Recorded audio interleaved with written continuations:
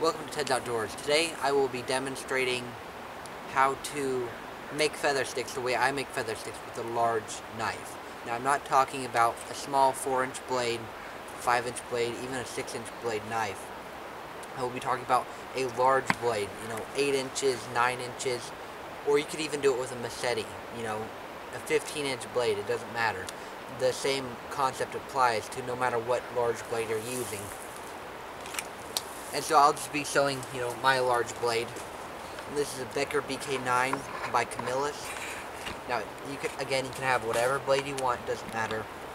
But this is the one I own, so this is the one I'll be demonstrating with. So let me grab a piece of wood here. Now, the way I see most people making feather sticks is they'll have it down here, keeping their feet and limbs out of the way, not cutting towards their triangle of death right here. They'll push down. Now with the normal blade, like my Benchmade over here, that's fine, or if you have a Mora or something like that, that's fine, because you do get some pretty good curls. But with a large blade like this, you might be able to do it, but what you're going to do is you're going to fatigue yourself. And when using a blade out in the wilderness or spending time out in the wilderness, it's all about time, energy, and calories. How much can you save with still getting what you need to get done. So again, I'm just going to show you guys how I do it. You guys don't have to follow what I do. You can if you want to, or if you, just try it yourself to make sure it works. Well, I'm just going to put my thumb right along top of this handle scale. I'm going to hold it as close to the blade as possible, because I don't have a choil on here and I wouldn't want one.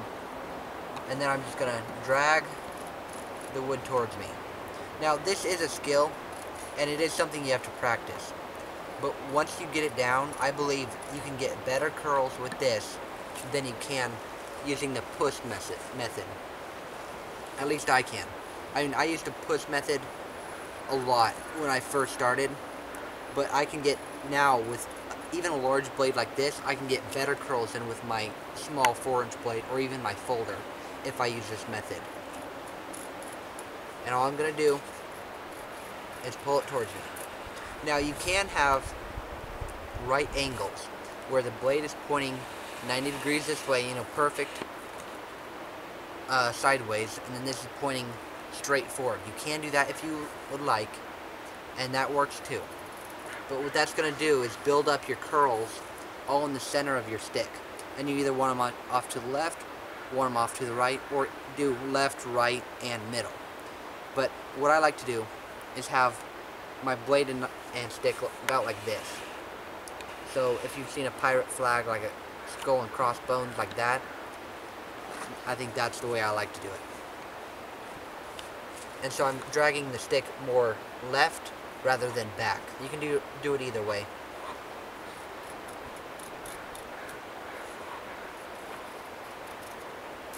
And obviously you want a sharp blade. It's dangerous to do it with a dull blade. And you can see that all of these are curling at least once, twice, or even, most of the time 4 times over.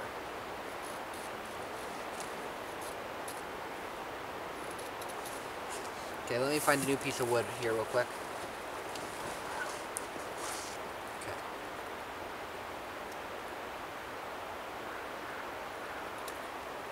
So, I think you can do a lot of finer tasks with a big blade as long as you know how to use it. A lot of people don't know how to use a big blade. They use it like they do a small blade. But it's a lot different. Now if these curls fall off, that's just the technique I'm using. I'm not perfect at this yet. If they fall off, that's fine. I'll collect them and then put them in a pile. I usually don't keep my feathers on the stick, usually. I'll usually make them into a pile. That way they burn easier.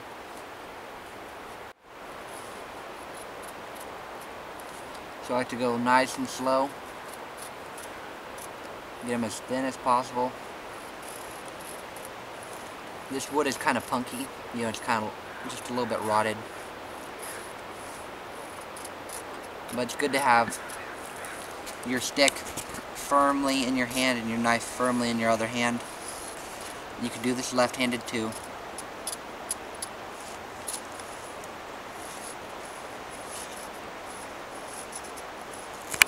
You get some real fine ones. These ones are a little bit thicker, these are more fine.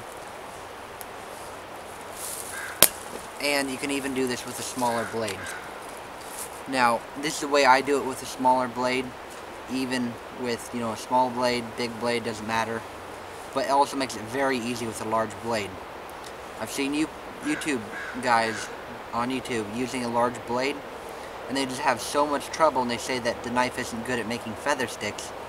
But it's not the knife's fault. It is the person using the knife. Because it's a different tool than what most people use, and so it is difficult to use. But it's not so much difficult as, you know, you just have to adapt to it and use it like it was designed. And you just gotta change your technique up. And you can just see those are just some perfect curls. That is exactly what you want. And you can see that this is a lot easier with the smaller blade than with the bigger blade, but with the big blade it was still quite easy. And so I use this technique with no matter what knife I'm using, I'll still use the same technique. And this way you're not putting your stick, you're not planting it on a cold, wet ground if the ground is cold and wet. You're keeping everything elevated where you need it.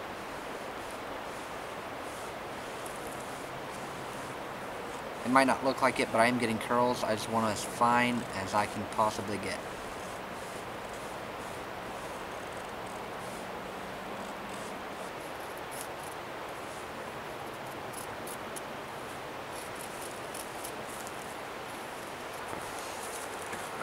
Fair run.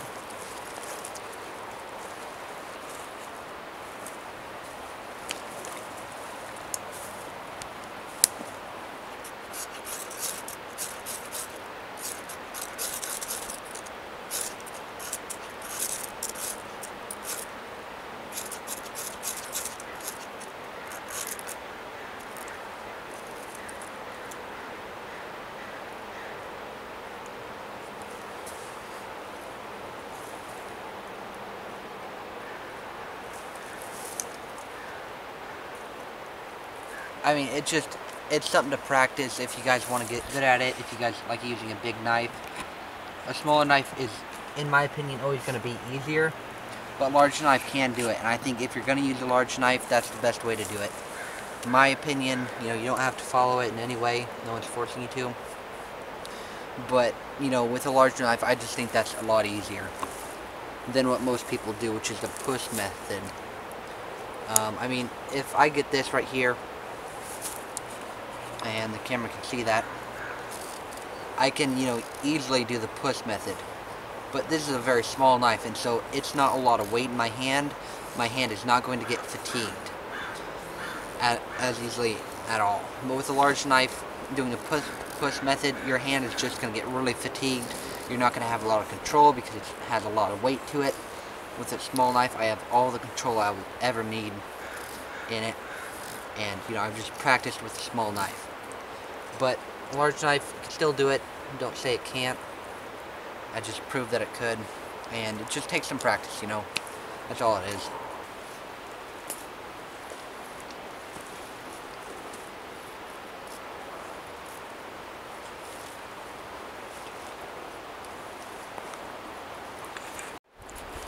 Here's Ted's wall he built and his stuff.